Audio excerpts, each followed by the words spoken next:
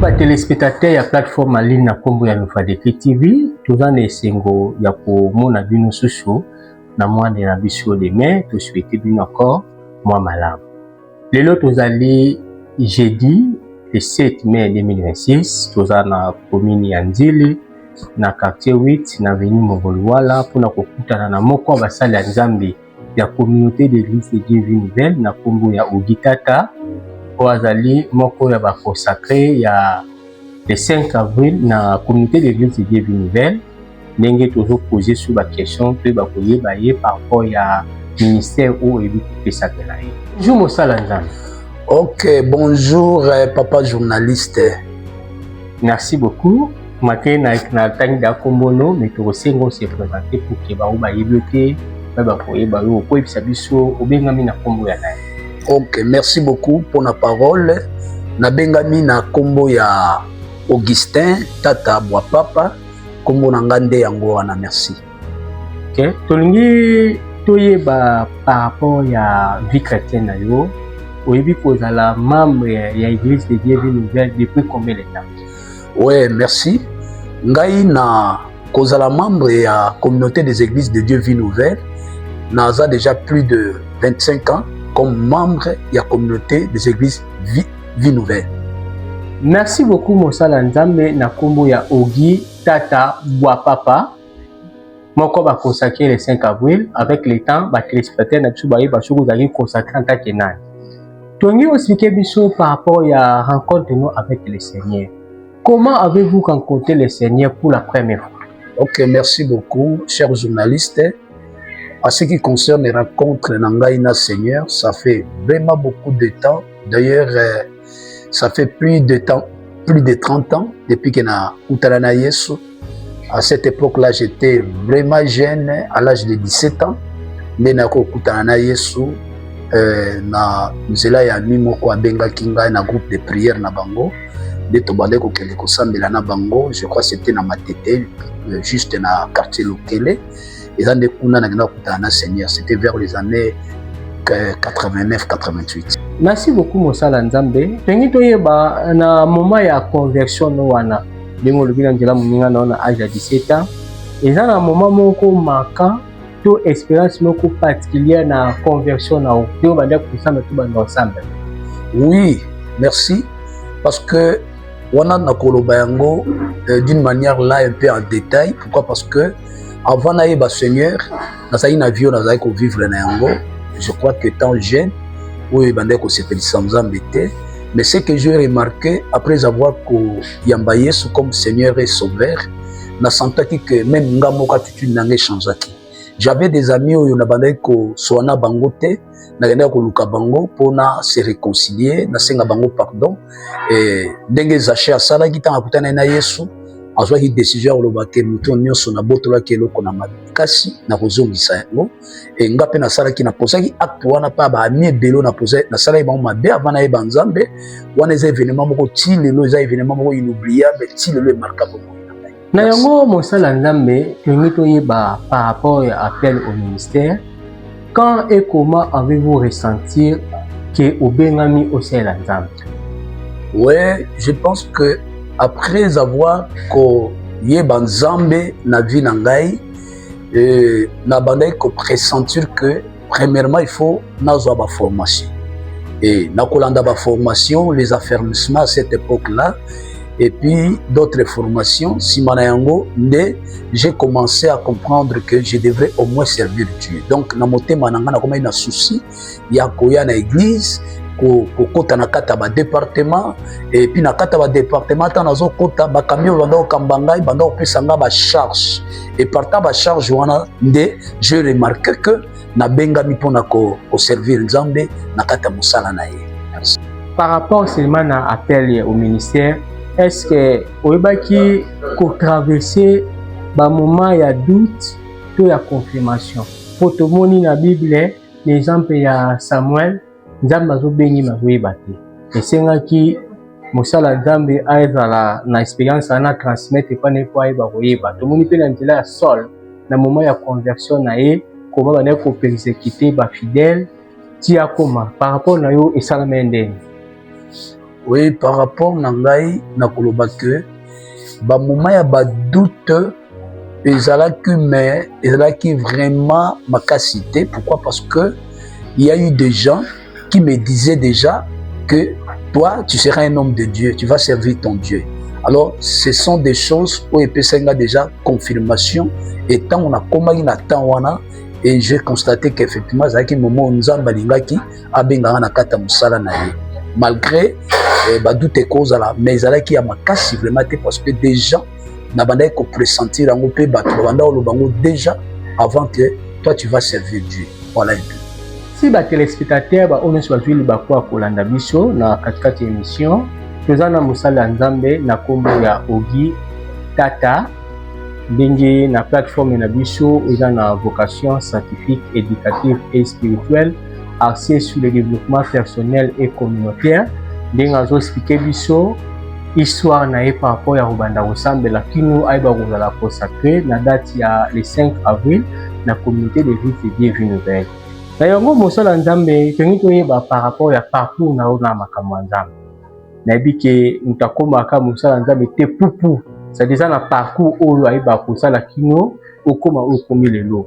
Yango tongi toyeba ba responsabilité nini oyo obaki ko exercer place au banda kosambela place au jalozo sambela avant oyo ba consécration ya le 5 avril. Merci beaucoup monsieur le journaliste. D'ailleurs, à ce qui concerne ma responsabilité, dans un long parcours, où na sali na nzambe, na se angolu na ye. Pourquoi? Parce que je dirais que na bandai na yeba kinzambe à cette époque-là, ba église de réveil, ils allaient pensate, ils allaient ba groupe de prière. On a tendance à la formation, les affranchements, on sali séminaire. Après d'autres formations, si manango ba consacré bino bodu le ba combattant, donc ba serviteur de Dieu na kata service. À un moment donné, le groupe de prière est suscité comme une église de réveil. Mais si on a transité dans la communauté Nazali, na sama kola papa, pasteur Eric Kibala, et ndekuna nazwa ki susu encadrement ya makasi, na kata parcours wana kuna, na yaki kubanda na intercession, si mananga ko na kata intercession, ba pesinga charge ya ko kamba pe groupe mususu intercession. Et na kambi groupe wana après un moment donné, na ki ko kamba susu évangélisation. Et na travaillé na bande quoi évangélisation au même moment na instauré système à culte matinal na kata église oyo ngai naza ko œuvrer na sama ko papa pasteur Eric ndé na culte matinal ndé na évoluer tant ba moni travail ndé ba ko kotisa ngai maintenant na staff pastoral donc ça dit na comme ko siéger na ba responsable mususu ba ki ancien na kata église na ba pasteur ndé voilà un peu et ce qu'on a quand même connu comme serviteur, modérateur et prédicateur dans la église.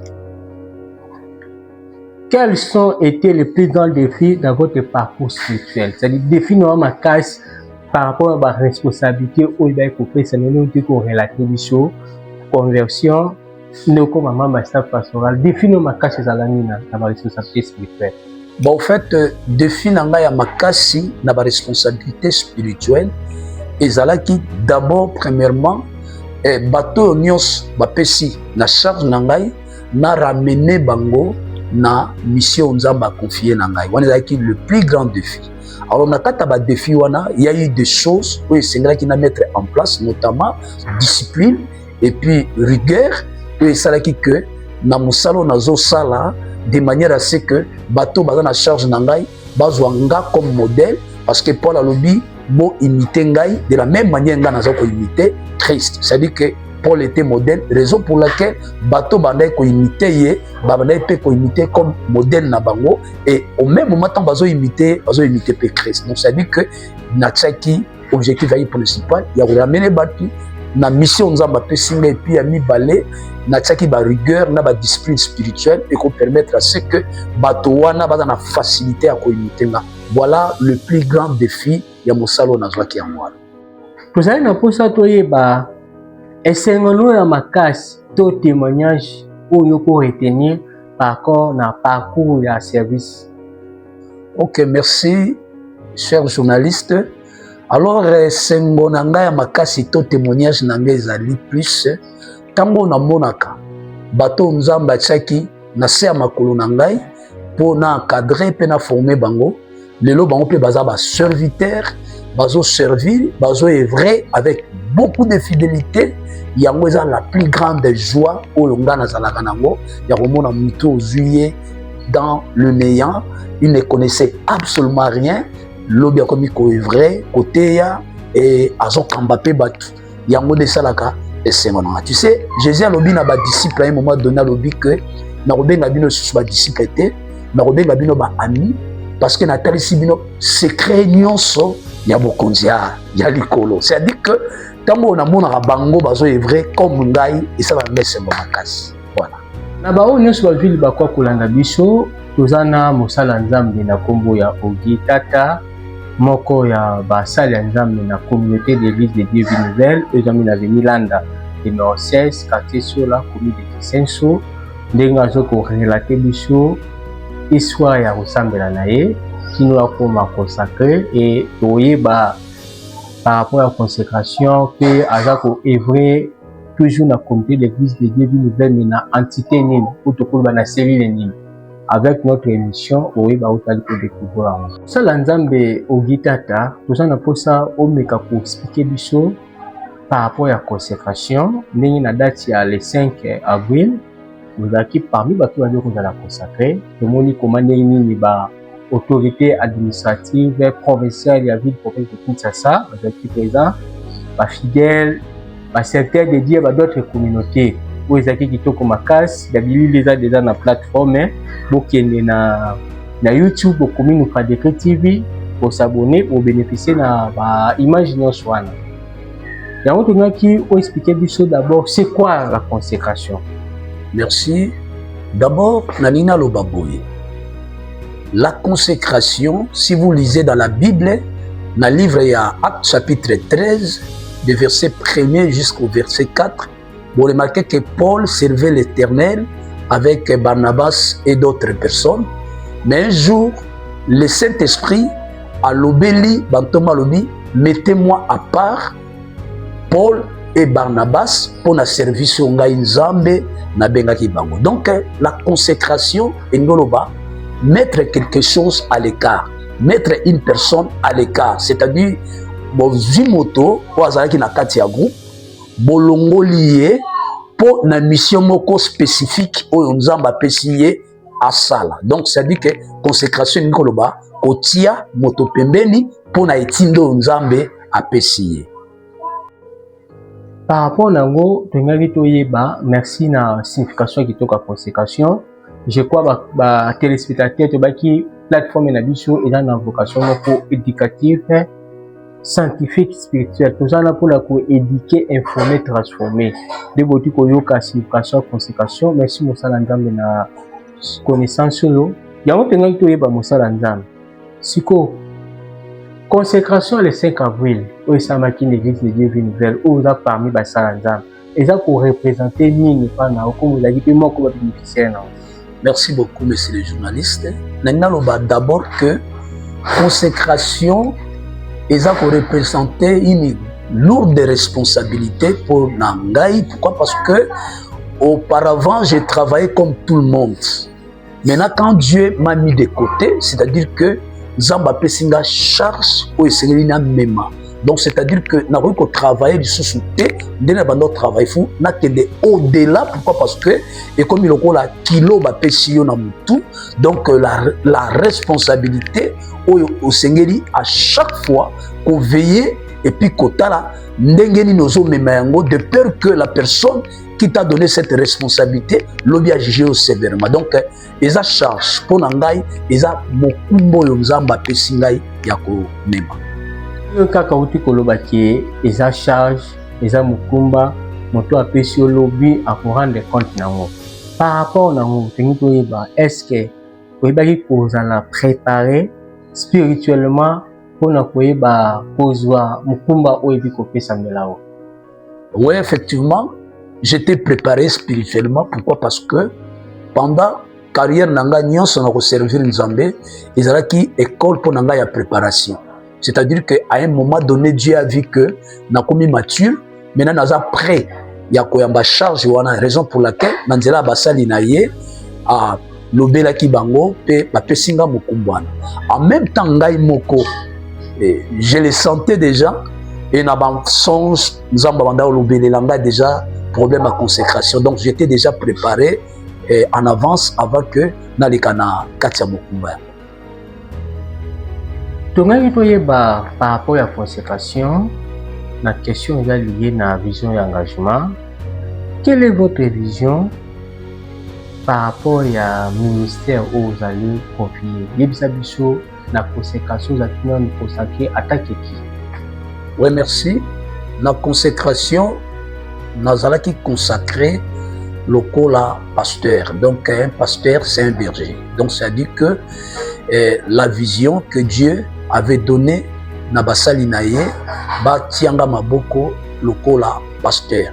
Or, nous connaissons qu'un pasteur, c'est un berger. C'est-à-dire que Moto Azo Kamba Troupeau. Donc, Azana responsabilité vis-à-vis ya bateau yé Azo diriger. Il doit veiller de manière à ce que troupeau wana baza na bonne santé. Il faut à nourrir bango, il faut à soigner bango malamu pour que bazala représentable devant leur Seigneur. Donc ça dit que c'est vraiment une lourde charge au yonga inazui par sa grâce naibi kenzamba ko aider ils ont beaucoup de sacrifices. Et si vous lisez dans la Bible, vous allez remarquer aussi que Jacob tant azali ko servir nos konaï là-bas azalaki berger, et vous allez remarquer les jours où azo rendre compte azo ibsa là-bas que n'a travaillé na bergerie na yo pendant plus de 20 ans. Alors, aucun des brebis azalaki blessé, n'a jamais kolia brebis moko, n'a jamais koboma. Et souvent la nuit, j'ai veillé parce que balou bakoyi koya, balou ce sont des gens de mauvaise vie, bakoyi koya pour bakota na bergerie koboma. Donc, on est obligé, il y a qu'à prier, il y a qu'à enseigner, il y a qu'à veiller pour que troupeau ya Nzambe bazala na bonne santé. C'est ça la grande vision, c'est ça la responsabilité que Dieu m'a confiée. Merci beaucoup ba téléspectateurs ba obazo continuer kolanda émission na biso lelo tozana mosala Nzambe binga otiko se présenter le pasteur Ogitata Bwapapa moko ba consacré le 5 avril 2026 na communauté l'église de Dieu Vie Nouvelle. Probablement consacré ancien na pasteur comme mitozana vivant akoyeba suku relater encore sur yango nango mosala Nzambe tongaki toyeba objectif na spirituel ezanine par rapport ya mission tâche oyo bikozwa nango na ba fidèle oyo okoyeba okamba comme oza pastoral ministère pastoral eza lié à kokamba ba brebis. Oui, merci. Bon, objectif Nazanango, parce que c'est biblique, il faut qu'on ramène l'église jusqu'à la stature parfaite de Christ. Amen. Et ça, parmi mes objectifs, ça dit que enseigner, prier, encadrer les gens et ramener les gens na zela moko malamu pour que lobby batona bazala utile non seulement devant Dieu, bazala pas utile na kata société oyo bango baza ko vivre. Pourquoi? Parce que aujourd'hui il y a des gens oyo baza déjà dépourvus de sens compte tenu à la réalité environnementale. Alors Dieu nous a confié la mission ya ko ramener batona dans les bons chemins oyo ezali yemoko Jésus et ko orienter bango pour que lobby bazala redevable devant Dieu, même dans la société congolaise ou partout dans le monde. Voilà mon objectif par la grâce de Dieu. Shalom peuple de Dieu, Kombo Nangai, Augustin Tata Bwapapa, Naza pasteur, Nakati ya communauté des églises de Dieu, Vie Nouvelle. Communauté des églises de Dieu, Vie Nouvelle, Ezwami Wapi, Ezwami na commune de Kisenso, na quartier Sola, na avenue Landa numéro 16, référence na yango ezali entrée école Bikanga, oyezo Kambama na Mosali na Nzambe, le visionnaire papa pasteur Eric Kibala, aza suivi na assistant na ye papa pasteur Emmanuel Nganga Yala. Alors, vision ya communauté des églises de Dieu Vie Nouvelle, ezali le renouvellement de l'intelligence ils ont plus tiré na kata parole de Dieu na mkanda na Romains chapitre 12 au but de l'obi bo se confier na siècle présenté mais bo la transformer na une intelligence nouvelle afin que vous discerniez le mal et le bien. C'est-à-dire que le renouvellement de l'intelligence, ils ont repoussé biso à zalana mayele ya sika. Cela veut dire que tu peux servir Dieu tout en étant que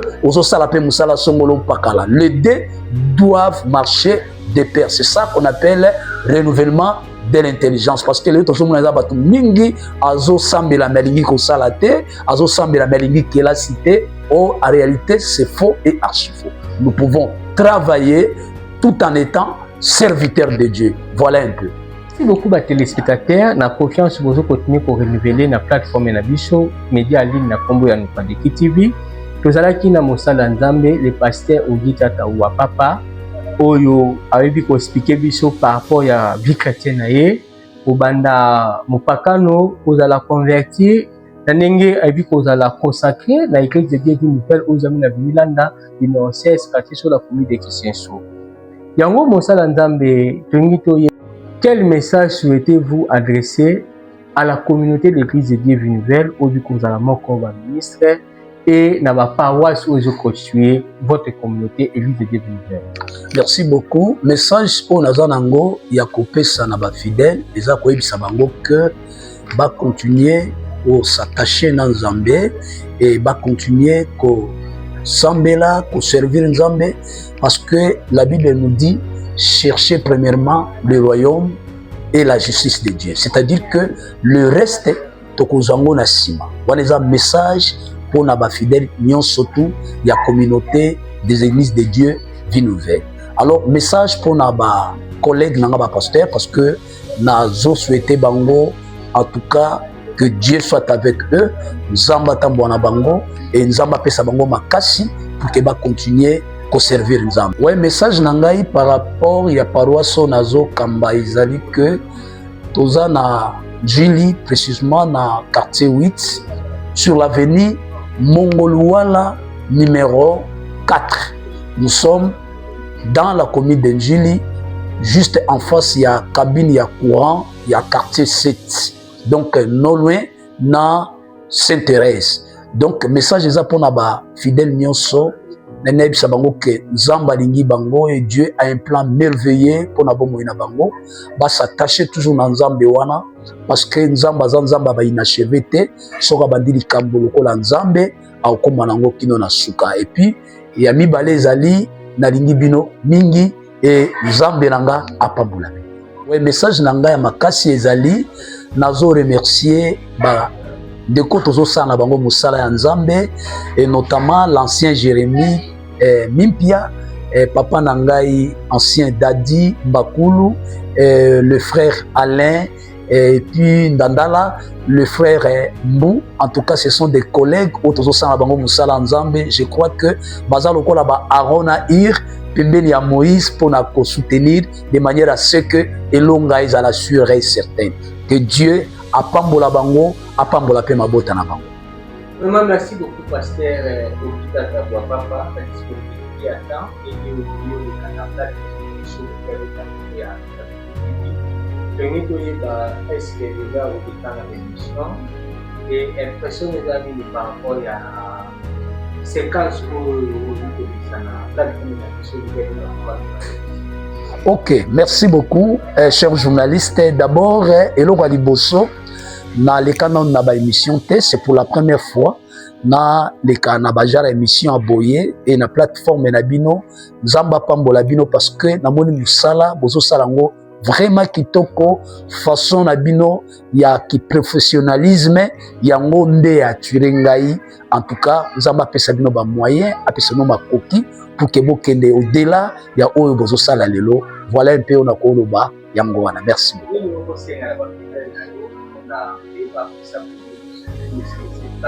La gêne, on a 3 axes principaux,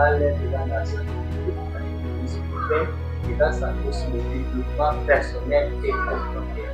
Ok, nakosenga na ba fidèle nyonso to bazolanda ngai ba s'abonner na plateforme oyo pe na bato nyonso mokili mobimba oyo bako yoka image oyo komona s'abonner. Pourquoi? Parce que ezopambola ba famille ebele, ezopambola ba mboka ebele pe ba mabota ebele, et je crois que so bo s'abonner massivement et que ça la été musalo ekende liboso et puis nzambe na biso na lola akozwa lo. Lakini songo ya bayo na magazine de Swatio oyo ezali consacré na consécration le 5 avril et ça m'a dit na votre communauté.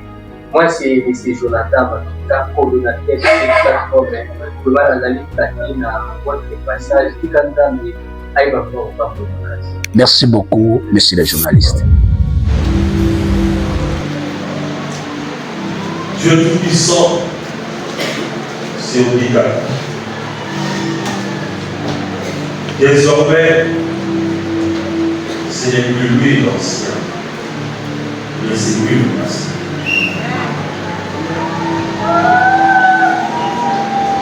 Et ton onction, Seigneur, te couvre de toute sa vie. Son âme, son esprit, son corps soient marqués, Seigneur Dieu, par ton sang. Qu'il soit partout modèle, exemplaire. Et grand Seigneur Dieu pour ta cause.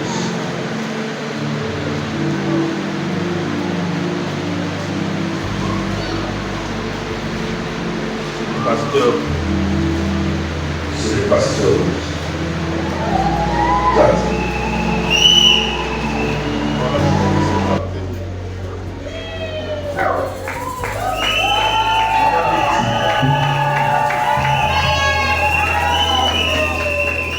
Maman Kédia l'a dit.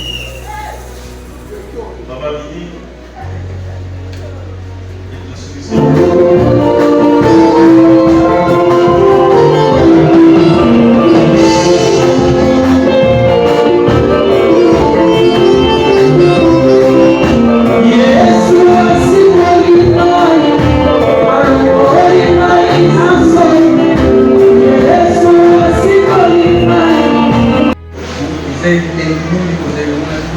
Seuls n'ont rien fait.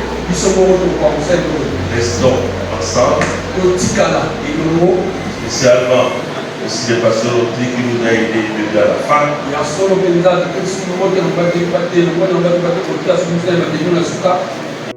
Et nous avons compris que tu étais avec nous. Rentre avec nous. Et ça a été nous en nous avons commencé à la qui j'ai ainsi prié. Amen.